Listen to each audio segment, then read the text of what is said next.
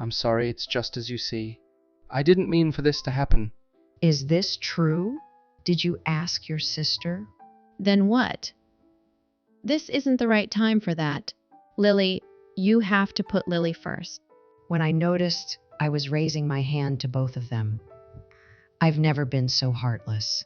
I've never wanted to experience anything like this in my life. But because of my stupid husband, I'm left with a memory that I will never forget.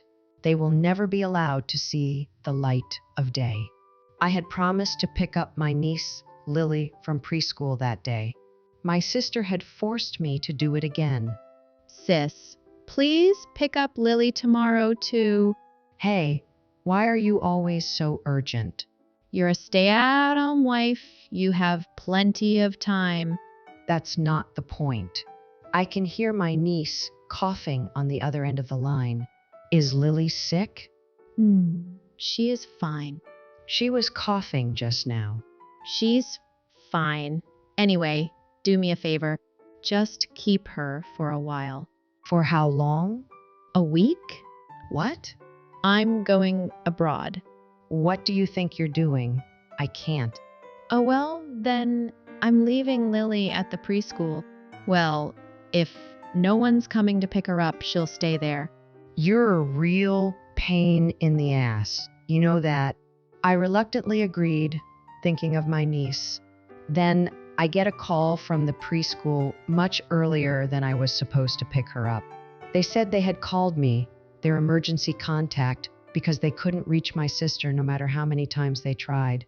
The doctor told me that my niece, who had a slight fever that day, had lost consciousness and was rushed to the hospital by ambulance. Got the call and rushed to the hospital, but it was too late.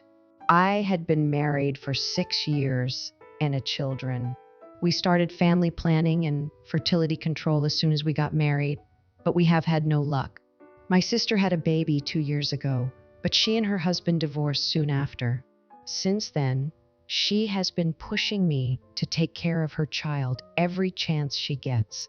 She says it will be good practice for when I have a child in the future. I have mixed feelings about this, but my niece is cute.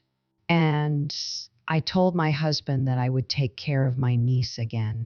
I'm going to take care of my niece again tomorrow. Can I ask for your help? Tomorrow? Actually, I have to deal with an urgent problem at work. I have to fly there early tomorrow morning. It will be a business trip. Are you okay with that? Well, I've known the client for a long time. It won't affect the contract. But I'm in charge of sales, so I have to fly out there myself. Okay. Well, be careful. Are you going to be okay on your own? If it's too hard, I'll go to my parents. I'll be fine. Thanks. Have a safe trip. At that time, I thought that I just hadn't luck, because my niece is very attached to my husband. When I had taken care of her before, crying at night, and I was having a hard with it, my husband took her in his arms and gently lowered her to the ground. So I was confident that my husband was there if anything happened to her but it's only natural to put work first. I was prepared for exhaustion, and the next day I got a call from the preschool. I rushed to the hospital and found my niece's body was full of tubes. She was unconscious. The teachers at the preschool were also upset. You are Lily's mother's sister, right? Yes, Lamb. I've been trying to reach your sister, but I can't reach her. We've called at her work too. They said she's on vacation. Where is your sister now? She's overseas. The director's eyes widened. So that's what happened. The director spoke quickly about today's conversation with her sister. My niece's face was flushed when she attended the preschool. When they checked the daily temperature checks, they found that the notes needed to be done were blank. The preschool refused to accept a child with a blank sheet of paper. And when they took her temperature morning, it was 37.8 degrees Celsius. The preschool cannot accept child with a fever over 37.5 degrees Celsius. The director told my sister to take the child home. The sister said that the child's temperature was usually high, so there's a problem. She overrode the teacher's attempt to stop her and left the preschool. After that, they tried to contact her several times. But when they couldn't reach her, they called our parents. Our parents are working. They're not home during the day. In addition, she had only written her parents' contact information on the emergency contact list. The only emergency contact information listed was her parents. The teachers were stumped. They found an old emergency contact number that was submitted a year ago, and they had called me. This should never have happened. The director's voice was quiet and trembling because she's in the hospital. There were even a few tears in her eyes. We were looking at my niece. I'm so sorry. I will contact my sister. Apologized to the director and the chaperone and sent them back to the hotel. I called her dozens of times, hundreds of times, but she never picked up the phone. Meanwhile, my parents, who I called to the hospital. It's okay. Lily's going to be okay. That's what my mother keeps telling her. Don't worry, we're in a hospital. But the treatment didn't help, and her symptom only got worse. All the while, I kept calling my sister, but I couldn't get through. 2 days later, the little life was lost without recovery. Child of only 2 years old who died without the warmth of mother's touch. How could such a heartless thing be? I could not stop my tears as I touched the cold little body. Why didn't it stop her from going? I couldn't help but blame myself. It's not your fault. My mother speaks softly to me as I break down in tears, but even she has tears streaming down her face. I tried repeatedly to contact my husband to let him know what had happened, but I couldn't reach him either. Time flies even when you're in the deep despair. In the end, I held a funeral for my niece without any contact with my sister. This was the day she told me she was back from her trip, was ready to pick up the call as soon as she heard it, unceremoniously brought my phone to a funeral.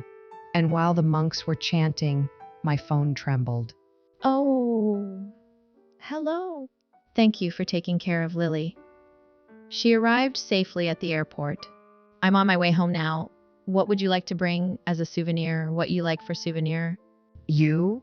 What? What? I can't hear you. What were you doing? The chanting stopped at the sound of my voice. Huh? What are you mad about? You took a child's life. Huh? Lily, she died. Do you have any idea how lonely she was? Oh no, what happened? Right, it's not funny. None of us are laughing. I couldn't control my emotions. I'm in the middle of Lily's funeral, so get back here as soon as you can. I hung up the phone. I'm sorry. Apologized for stopping the chanting. The monk gently placed his hand on my shoulder. After the funeral, as I was getting ready to leave for the crematorium, my sister was out of breath. And behind her, for some reason, my H was there. No way, right? My sister broke down crying at the sight of my niece. Why? My husband stood dumbfounded beside his sister. The relatives looked at her coldly, but no one blamed her. I think it was out of consideration for Lily. I didn't speak to her or to my husband after the cremation. I think Lily was waiting for her mother. After the cremation, we went back to my parents' house, and my sister got a lot of blame from my parents. I listened in silence until my eyes fell on their carry-on case. Why were they at the same location? What I saw was a sticker that the airline puts on the handle of the suitcases. They're both coming back from the same airport. My sister spun her mouth and said nothing. Then my husband opened his mouth. I didn't mean it like that. When I realized I was raising both hands, I didn't let my anger erupt because of infidelity. It was because she couldn't tolerate their behavior when it came to her niece. Stop your tears. You have no right to shed tears. You received more than hundreds of calls from, Why is it so hard to believe that something could happen to your own child point? While you two were enjoying your stupid, adulterous travel, Lily suffered and died. You will never be forgiven for your sins. You should all just die a slow, agonizing death. You think this is your penance to Lily? You think you're being honest right now, but you're just as guilty. You ignored my call too. You left my niece to die, and you're responsible for it too. Go to hell. My parents didn't stop me. Don't you ever dare to show your face again. You're not my daughter anymore. C cannot forgive you. Get out of here. Why? Why am I the only one to blame? I don't consider you my family anyway. My sister left without my niece's remains. We'll discuss our divorce at a later date. He nodded in silence. He must have been racked with guilt. He gave me everything of our shared and the alimony was paid in full. We divorced after that. You think this is atonement for your sins? You are a fool. You never get rid of your sins. And my sister and my husband, W, serve prison time. The director accused them of child abuse. My sister argued her case with a court-appointed attorney, but no one was on her side. My parents and I were put on trial, but we only told the truth.